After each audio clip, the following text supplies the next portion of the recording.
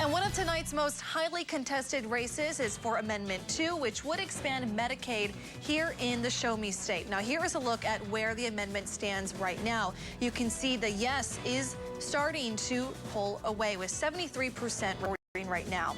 ABC 17's Sydney Olson has been monitoring Amendment 2 closely tonight, and she joins me now in studio. Deb, before the polls closed tonight, I spoke with people on both sides of this issue. Missouri Amendment 2 expands Medicaid coverage to adults between 19 and 65 whose income is at or below 138% of the federal poverty level. That would land at around $17,600 for individuals and $36,000 for a household of 4 people. Leanna Clayton opposes expanding Medicaid and says it mostly comes down to one thing: money. Clayton is concerned the amendment does not list where the money would come from in the state budget. Under the amendment, Missouri is responsible for 10% of Medicaid funding, while the federal government pays for 90%.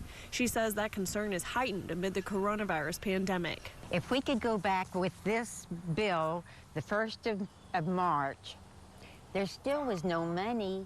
Now there's even less money to pull to support anything like this. Casey Callan supports the amendment, saying health care is a universal right, and says taking the federal funding is a no-brainer. He says state leaders can find a way to fund the rest by pulling from things like police funding or increasing taxes. It being hard is not a good enough reason to vote no on it. Clayton said she does not support expanding Medicaid to people who are able-bodied and can work, noting that she is low income and works more than 40 hours per week. She is afraid of people taking advantage of the system and fraud. Callan said he does not agree with the pull yourself up by the bootstraps mentality. Someone coming from the perspective of I work 60 hours a week, so why can't other people? The idea behind universal health care and like a higher minimum wage and all that is that so that people don't have to work 60 hours.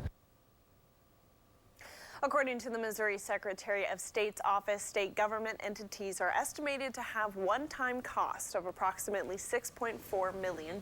All right, thank you, Sydney. Of course, we're going to continue to follow that race very closely tonight.